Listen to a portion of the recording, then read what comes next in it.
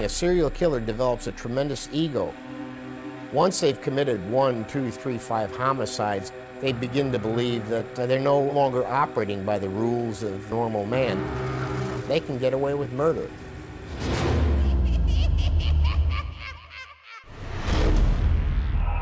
Un entrepreneur sympathique et respecté dissimule un terrible secret.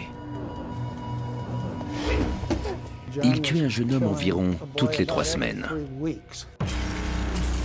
Sa maison, située dans une banlieue paisible, est devenue un véritable cimetière.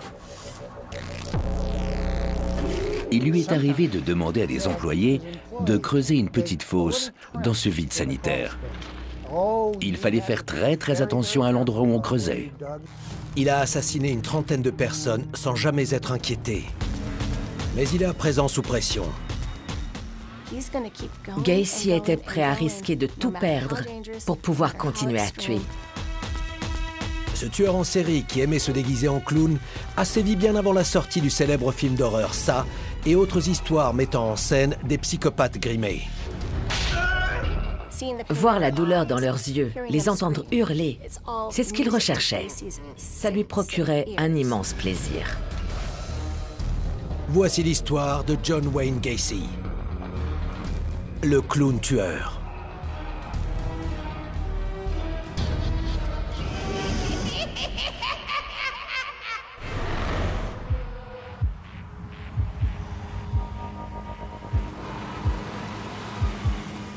Tout a commencé dans les années 50 à Chicago, dans l'Illinois. Le jeune John Wayne Gacy a un père alcoolique et violent. Il bat régulièrement son fils car il le trouve, comme il le dit, bête et stupide. Tu es bête et stupide. En grandissant, Gacy développe une personnalité psychopathique et des fantasmes pervers qu'il s'efforce de dissimuler à tout le monde. Il se présentait comme un entrepreneur sympathique, un bon père de famille et un mari dévoué. Il paraissait honnête, mais en réalité, c'était un dangereux psychopathe et un prédateur sexuel. Timothy McCoy, un adolescent de 16 ans, est le premier à se retrouver confronté au monstre qui sommeille en lui. Pendant qu'il poignarde sa victime à de multiples reprises, Gacy éprouve, comme il le dira plus tard, des sensations d'une extrême intensité. Et il en veut toujours plus. Pour lui, c'est le frisson ultime. Tuer des adolescents, c'est encore plus grisant que coucher avec eux.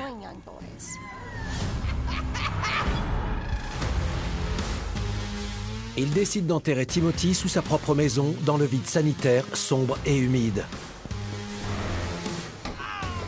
Il a compris que c'est le lieu idéal pour cacher le corps de ses victimes. Sans se faire prendre. C'est une très bonne idée pour un meurtrier d'enterrer les cadavres sur sa propriété. Parce que s'il n'y a pas de corps, il n'y a pas d'enquête pour meurtre. Mais il devient négligent. Il a une telle confiance en ses capacités à tromper tout le monde qu'il jette ses dernières victimes depuis un pont qui surplombe la rivière des Plaines.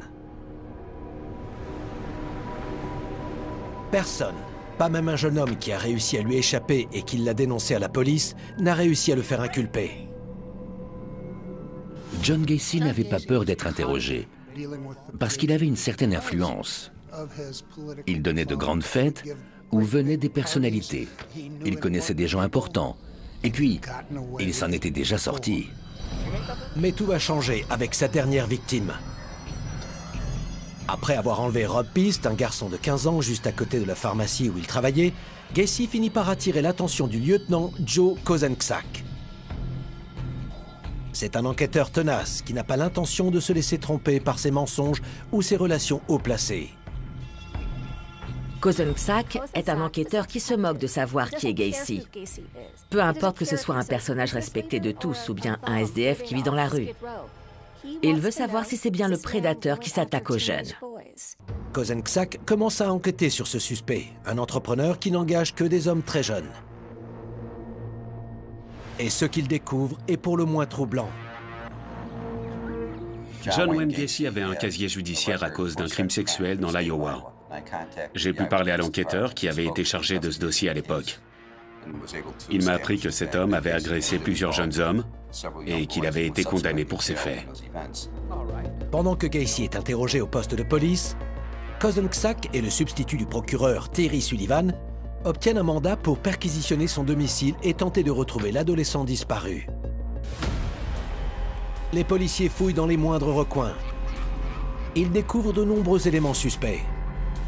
Il y a de faux insignes, des menottes et une chevalière du lycée du Main West portant les initiales JAS. Ils trouvent aussi un reçu pour le développement d'une pellicule photo dans la poubelle. Il provient de la pharmacie Nissan où travaillait Rob Piste. On s'est tout de suite dit qu'il fallait savoir ce qu'il y avait sur ces photos. On n'avait encore aucune raison de penser qu'elle ferait le lien avec Rob Piste. Malgré tous les éléments qu'ils ont pu découvrir, rien ne relie directement Gacy à Rob Piste. S'il a amené l'adolescent chez lui, il a certainement fait disparaître toute trace de son passage. Après avoir mené une perquisition et vu tous ces éléments sans réussir pour autant à retrouver le disparu, on était très frustrés. Les preuves indirectes ne sont pas suffisantes pour monter un dossier d'accusation qui convaincra un jury. Il ne reste plus qu'un seul endroit à fouiller, la penderie. Un enquêteur entre dans la petite pièce et découvre une trappe au sol. Elle a quelque chose d'inquiétant. Elle doit mener à un espace situé sous la maison où Rob Piste pourrait être retenu prisonnier. On espérait évidemment que le garçon était séquestré dans cette maison et qu'on le retrouverait. Si ce n'était pas le cas, on voulait au moins trouver des indices prouvant qu'il était venu là. L'enquêteur plonge sa lampe torche à l'intérieur et sonde ce lieu obscur. Le sol ne semble pas avoir été retourné. Il n'y a rien. Aucun signe de Rob Piste. Si Gacy l'a bien enlevé, il a dû l'emmener ailleurs. Malgré tous les éléments découverts à son domicile, en l'absence de corps et sans la moindre trace du disparu,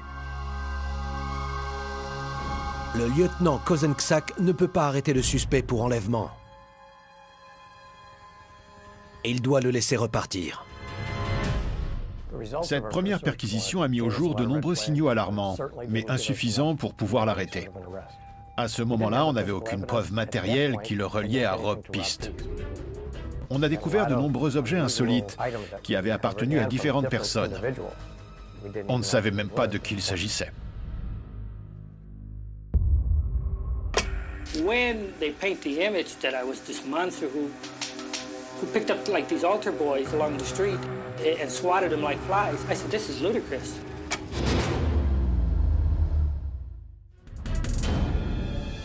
John Wayne Gacy est encore passé à travers les mailles du filet. Le tueur en série a retrouvé sa liberté et va pouvoir commettre de nouveaux meurtres. Après cette perquisition, on a redoublé d'efforts. On était sûr qu'il était arrivé quelque chose de terrible à ce jeune homme, et peut-être à d'autres. Il fallait qu'on prenne du recul et qu'on réfléchisse à la suite des opérations. Le lieutenant Kozenksak n'a pas l'intention d'en rester là. Son enquête ne fait que commencer. Il sait que d'une façon ou d'une autre, Gacy est impliqué. Il ne laissera aucune chance à cet individu de faire d'autres victimes. Kozenksak renforce aussitôt son équipe d'enquêteurs et lui donne le nom de code Delta. Ils vont travailler en binôme et surveiller les moindres faits et gestes du suspect 24 heures sur 24. On était en terrain inconnu. On ne savait vraiment pas jusqu'où on pouvait aller dans notre surveillance. Mais il était hors de question de le quitter des yeux un seul instant.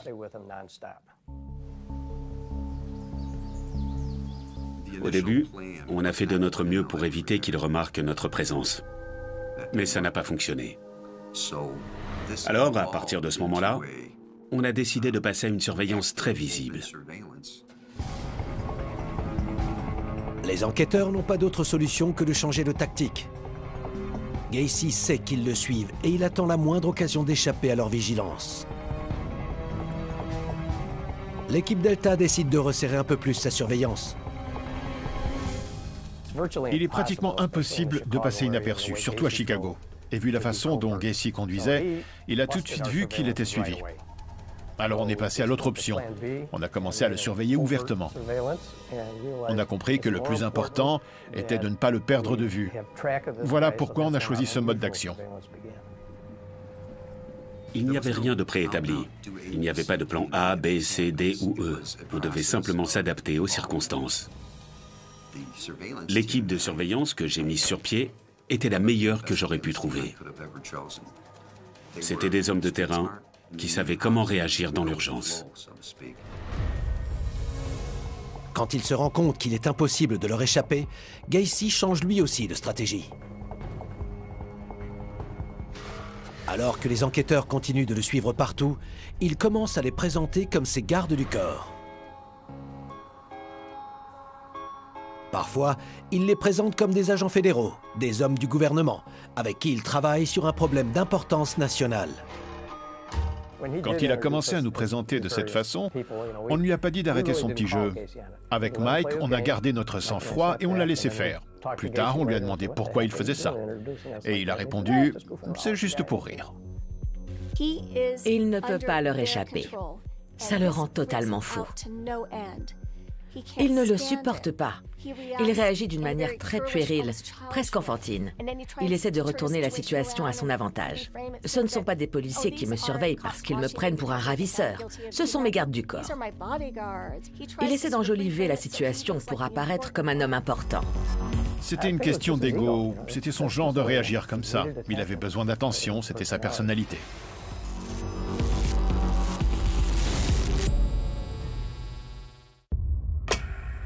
Gacy felt justified in what he did.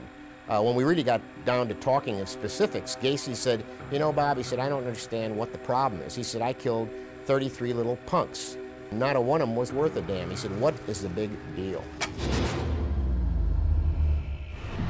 Je l'ai mis dans cette poche. Je l'ai mis dans une de ces poches. Puis, le 19 décembre, soit 8 jours après la disparition de Rob Pist, l'enquête connaît un rebondissement.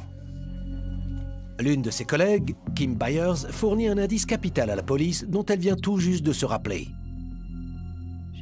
Elle nous a dit que le jour de la disparition de Rob, elle allait faire une pause. Mais avant ça, elle a emprunté la veste de son ami. Elle est allée déposer une pellicule à développer et on lui a donné un reçu qu'elle a mis dans la poche de la veste de Rob. Et elle l'avait complètement oublié. Le numéro du reçu trouvé chez Gacy correspond à celui de l'enveloppe contenant les photos de la jeune fille. Le lieutenant Kozenksak comprend immédiatement que cet élément pourrait résoudre l'affaire. La découverte de ce reçu a été un tournant décisif dans notre enquête. La présence de ce papier était extrêmement importante, parce qu'elle l'avait glissé dans la poche de la veste de Rob Pist juste avant qu'il rencontre Gacy. Il prouvait que Rob Pist était bien allé chez le suspect. Ce petit indice est quelque chose dont il aurait dû se débarrasser. Parce que même s'il n'avait aucune valeur, il appartenait à la victime. Mais il s'est contenté de le jeter dans la poubelle. Ça nous montre qu'il était soit indifférent, soit paresseux, ou alors simplement négligent. Et c'est cette petite erreur, ce minuscule bout de papier, qui va finalement entraîner sa perte. Le lieutenant Kozenksak doit retourner au plus vite chez Gacy. Mais en l'absence de corps et sans avoir la preuve qu'un crime a été commis, il sera difficile d'obtenir un second mandat. Il a besoin d'autres éléments. Il n'est jamais facile d'obtenir un second mandat de perquisition. Il faut un motif très sérieux. On avait bien quelques éléments qui nous permettraient sans doute d'en obtenir un, mais ça prendrait plusieurs jours. En attendant, l'équipe de surveillance de Kozenksak passe beaucoup de temps avec John Wayne Gacy. Elle le suit partout. L'entrepreneur va même jusqu'à présenter ses inspecteurs à ses associés. Il a compris qu'on ne le laisserait pas tranquille et il était à cran. Ses amis se sont éloignés de lui. Il commençait à se sentir vraiment sous pression et en quelques jours, on a observé chez lui un changement sur le plan physique. Il ne se rasait plus régulièrement, il ne changeait pas de vêtements, il devenait de plus en plus paranoïaque. Il pensait qu'on avait une seconde équipe de surveillance. Il nous a dit « Je l'ai vu, vous avez une deuxième équipe ». J'aurais aimé que ce soit vrai, mais ce n'était pas le cas. On savait qu'il ne supportait plus cette pression et on l'a intensifiée. Personne ne supporterait d'être surveillé en permanence. C'est encore pire pour un homme habitué à tout contrôler. C'est comme si on enlevait sa carapace à une tortue et qu'on la regardait se débattre.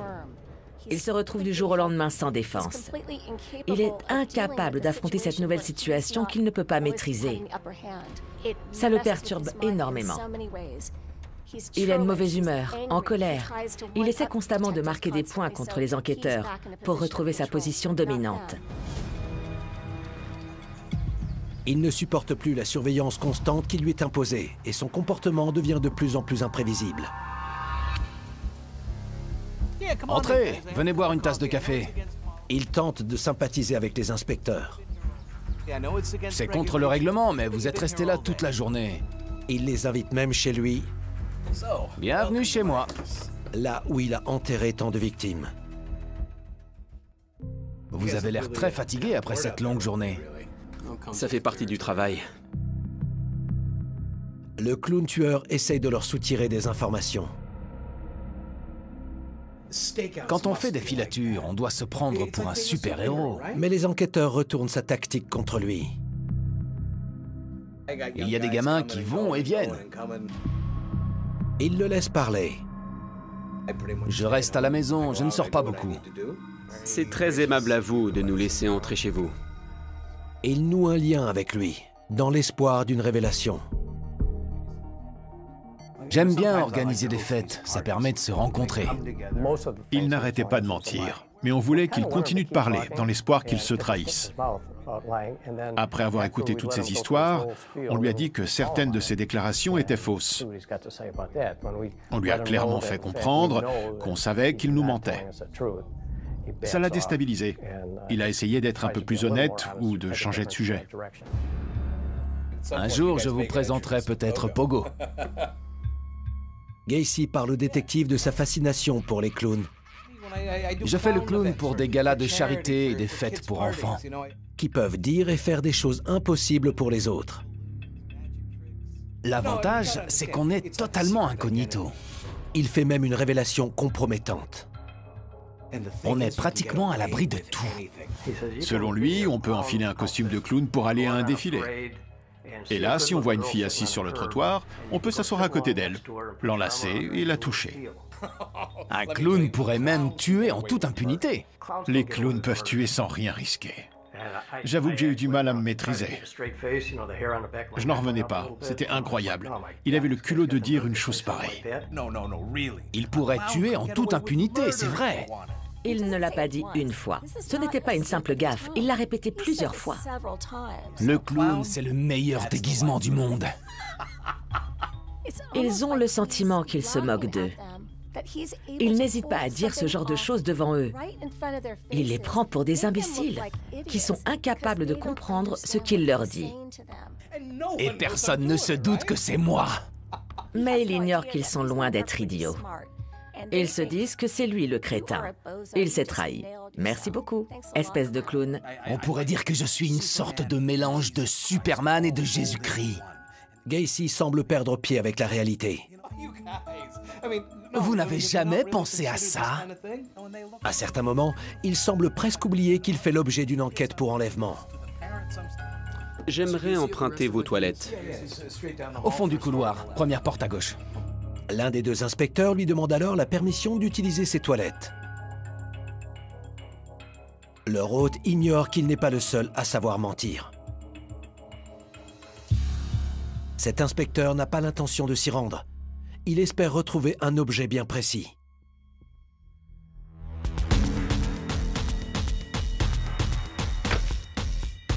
La mère de John Zeke, un jeune homme de 19 ans disparu depuis près de 2 ans, a récemment confirmé que la bague de lycéen découverte au domicile de Gacy et qui porte les initiales JAS appartenait à son fils.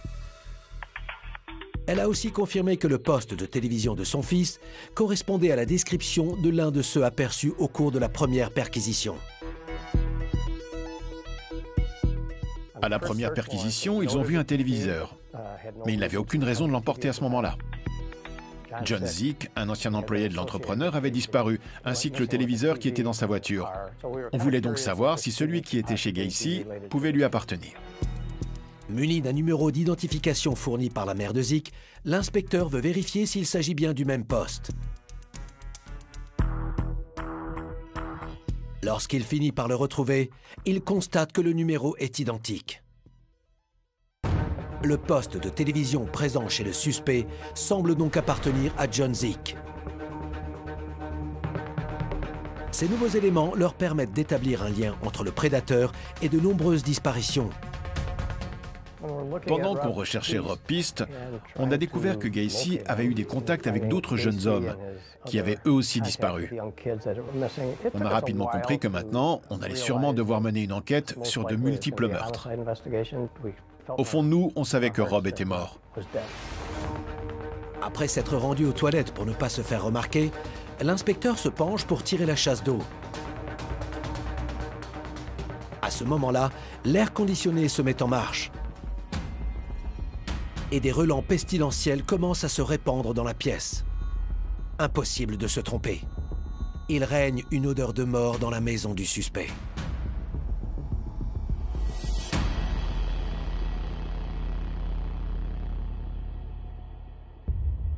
When we told him we've got some bodies underneath the house, his reply was, you know, I've really been a bad boy.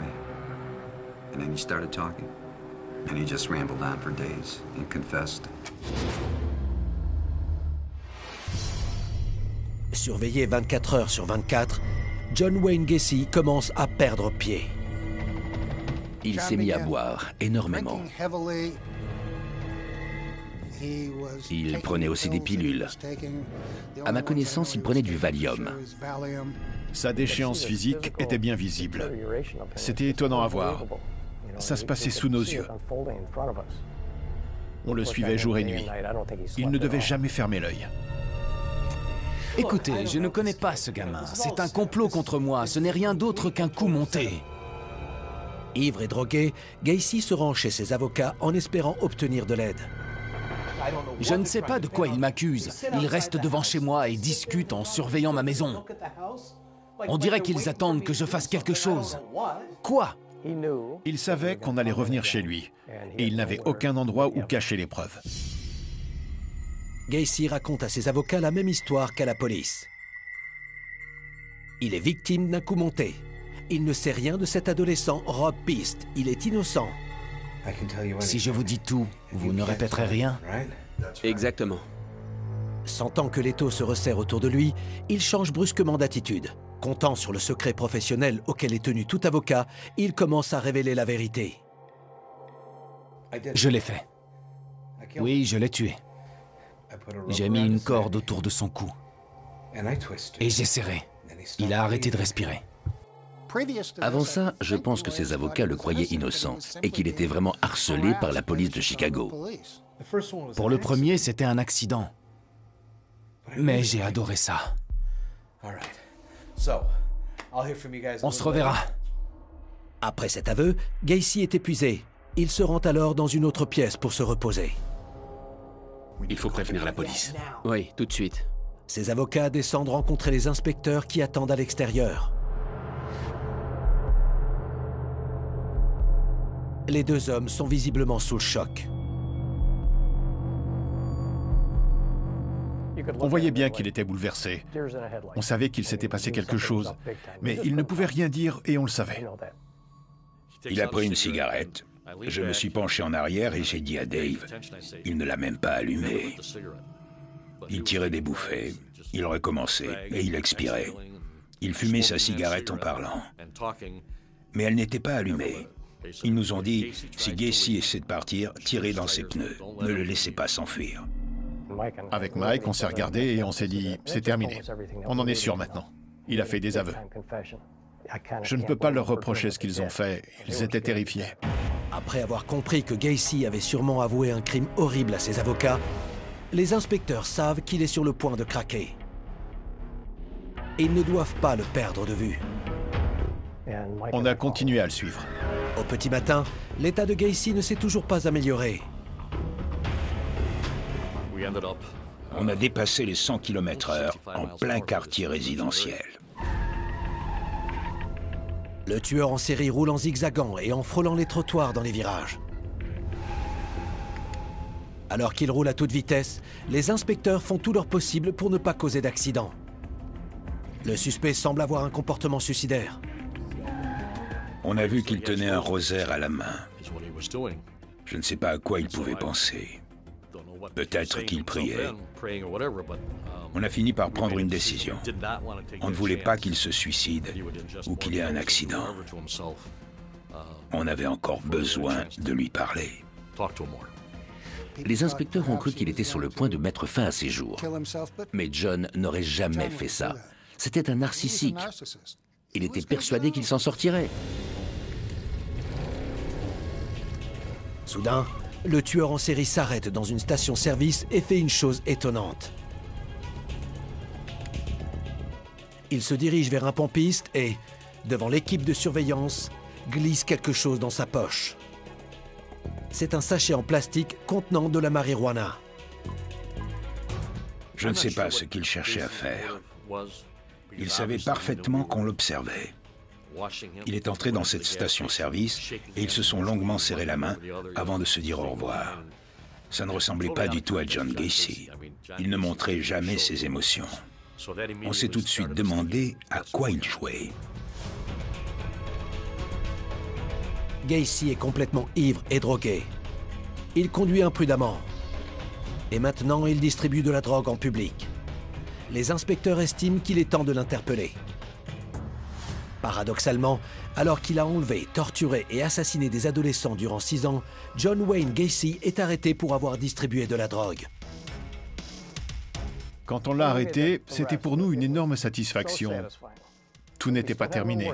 On avait encore besoin de ses aveux. Mais on était vraiment soulagés. L'affaire était résolue. Et puis, malgré les circonstances, on était heureux pour la famille Pist. La surveillance rapprochée des policiers, 24 heures sur 24, a fini par le faire craquer. Et c'est exactement ce qu'ils espéraient.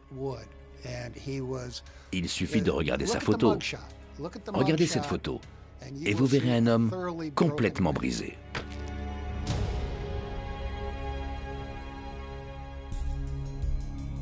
Le même jour, Kozenksak et le substitut du procureur Terry Sullivan obtiennent un second mandat de perquisition pour fouiller le domicile de Gacy. Et cette fois, lorsque l'inspecteur entre dans la maison, il sait exactement où chercher.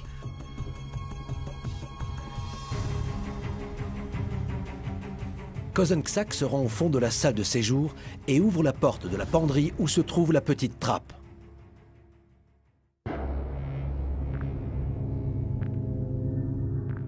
Un technicien de la police scientifique du comté de Cook est le premier à se glisser à l'intérieur. Il s'accroupit et se dirige vers l'autre extrémité. Puis, il commence à creuser. Soudain, une odeur nauséabonde se répand dans le vide sanitaire. C'est l'odeur caractéristique d'un corps en décomposition. De plus, une substance blanche suinte à la surface du sol boueux. Le technicien sait parfaitement de quoi il s'agit. C'est de l'adipocire, une substance produite par la chair en décomposition. De la chair humaine.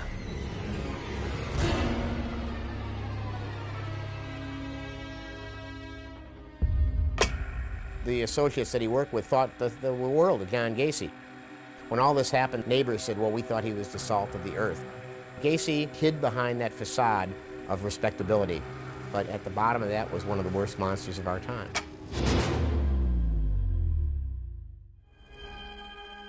Après être descendu dans le vide sanitaire de la maison du meurtrier, le technicien ne tarde pas à découvrir des traces de décomposition sur le sol.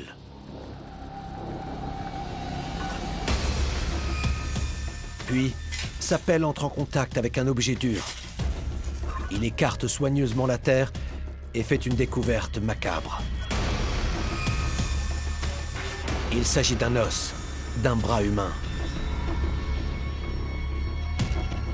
Un cadavre a été enterré à cet endroit, mais il est trop ancien pour que ce soit celui de Rob Pist.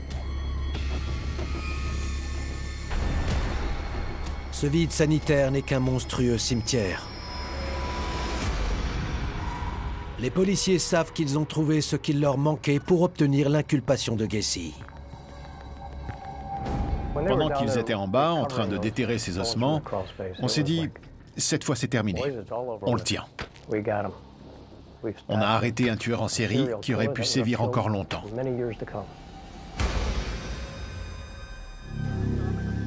Les squelettes sont évacués les uns après les autres, 4 lors de la première fouille. Mais la police pense qu'il y en a d'autres. Les inspecteurs n'auraient jamais imaginé une seule seconde qu'ils allaient déterrer autant de cadavres à l'intérieur de ce vide sanitaire. La police de Des Plaines n'avait encore jamais été confrontée à une aussi grosse affaire. C'est une petite ville.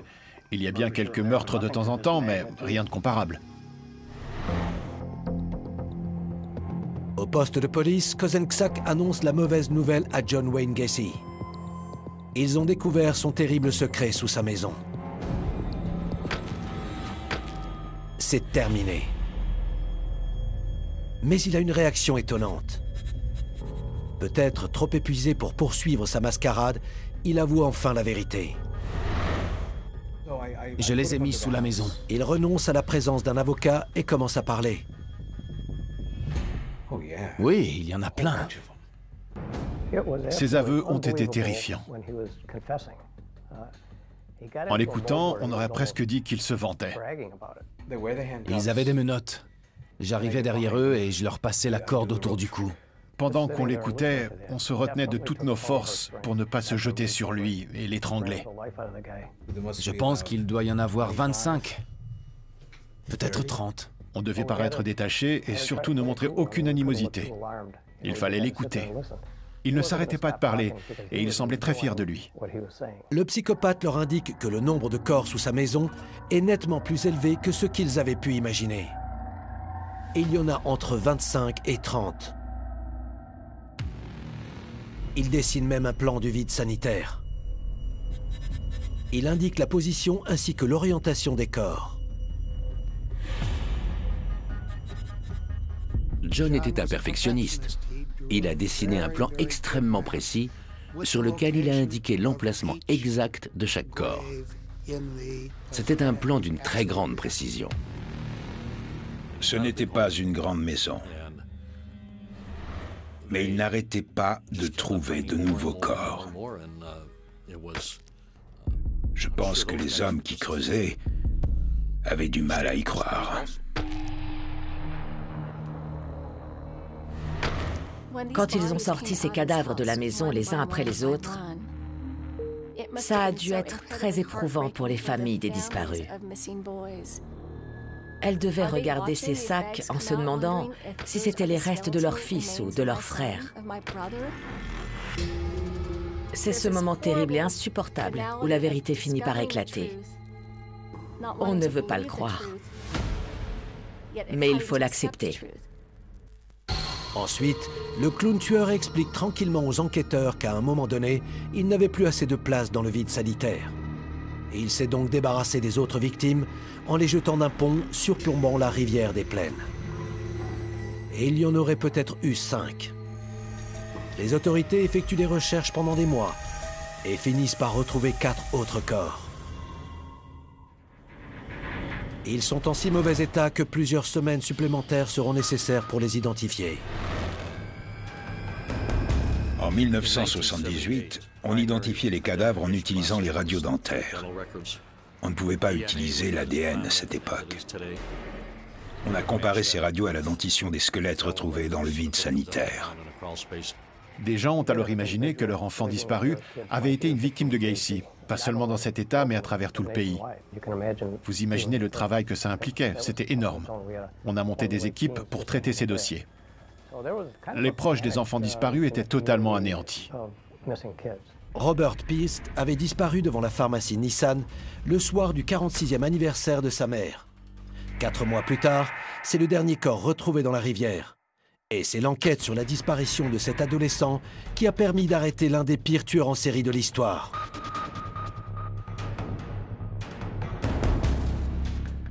Ça a été très difficile à accepter. On espérait vraiment retrouver ce garçon en vie, mais il était déjà mort. D'autant plus qu'il était très jeune. C'est toujours difficile à accepter, surtout quand on a affaire à des gens comme les Pist. Ils ont été très courageux. Quand on a 30 ou 35 ans et qu'on sait ce qu'ils endurent, c'est très éprouvant. Cette famille a été détruite. Au cours des années qui suivent, d'autres victimes sont identifiées. Timothy McCoy, la première victime de Gacy, figure parmi elles. Il a abordé le jeune homme dans une gare routière. John Butkovich, l'adolescent de 17 ans dont le père avait retrouvé la voiture abandonnée. Il avait supplié la police d'enquêter sur l'entrepreneur. Et Greg Godzik, le jeune employé qui a accepté de creuser un trou dans le vide sanitaire de son patron. Cette fosse était malheureusement devenue sa tombe.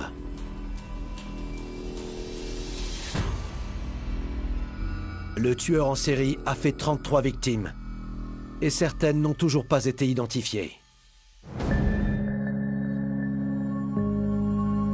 Plus d'1 an après l'arrestation de Gacy, son procès s'ouvre enfin le 6 février 1980.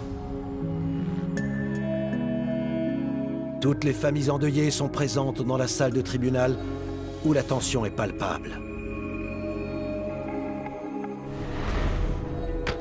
Une montagne de preuves, sans compter les propres aveux de Gacy, ne laisse subsister aucun doute sur sa culpabilité. Des témoins se présentent à la barre pour décrire un homme capable de manipuler tout le monde. Un clown peut tuer en toute impunité. Il était admiré par ses associés et ses voisins, mais il était également presque incapable de dire la vérité. Cet individu était tellement perturbé que personne ne saura sans doute jamais qui il était vraiment.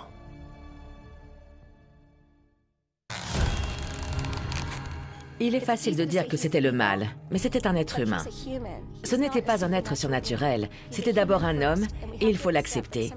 Parfois, les monstres ont une apparence humaine, et c'est ce qu'il y a de plus effrayant. Sa défense ne repose que sur un seul point. Peut-on le considérer comme saint d'esprit ?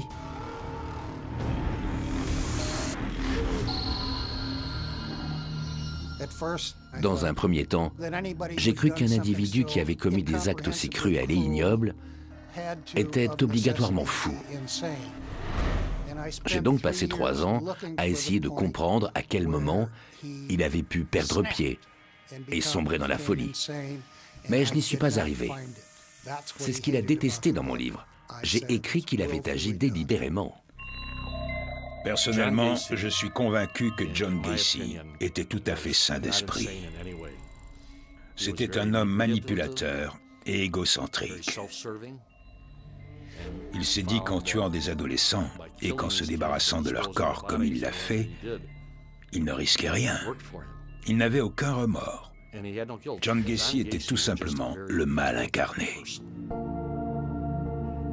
Il n'avait aucune idée de ce que les autres pouvaient ressentir. Par exemple, au cours de son procès, il a dit qu'il comprenait ce que ressentaient les parents, les proches et les amis des victimes. Tout le monde le regardait fixement. Il a ajouté, si je pouvais me retrouver avec eux dans la même pièce, je pourrais m'expliquer. S'il s'était retrouvé seul avec eux, vous imaginez ce qui se serait passé. L'accusation et la défense se retirent et le jury doit délibérer. Ce groupe, composé de 12 hommes et femmes, met moins de 2 heures pour parvenir à un verdict. John Wayne Gacy est saint d'esprit et reconnu coupable de 33 meurtres. Il est condamné à la peine capitale.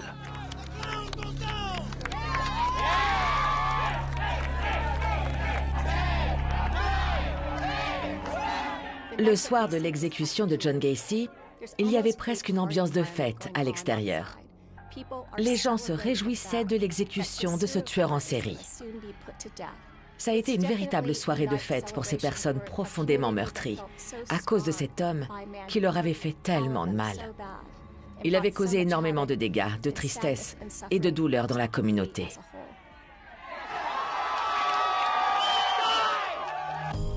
John Wayne Gacy a vécu une enfance difficile à cause d'un père alcoolique, despotique et violent. Il a connu des moments très durs, mais c'est le cas de beaucoup de gens. J'en connais même qui ont grandi dans des camps de concentration.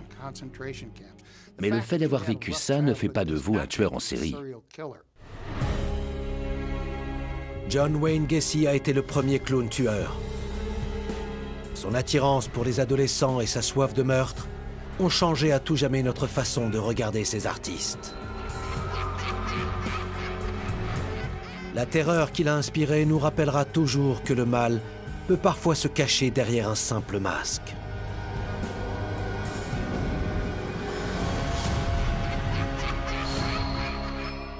À l'époque où je me suis lancé dans ce projet, j'étais opposé à la peine de mort. Je crois que je le suis toujours, excepté dans ce cas. Si on m'avait laissé faire, j'aurais moi-même appuyé sur le bouton.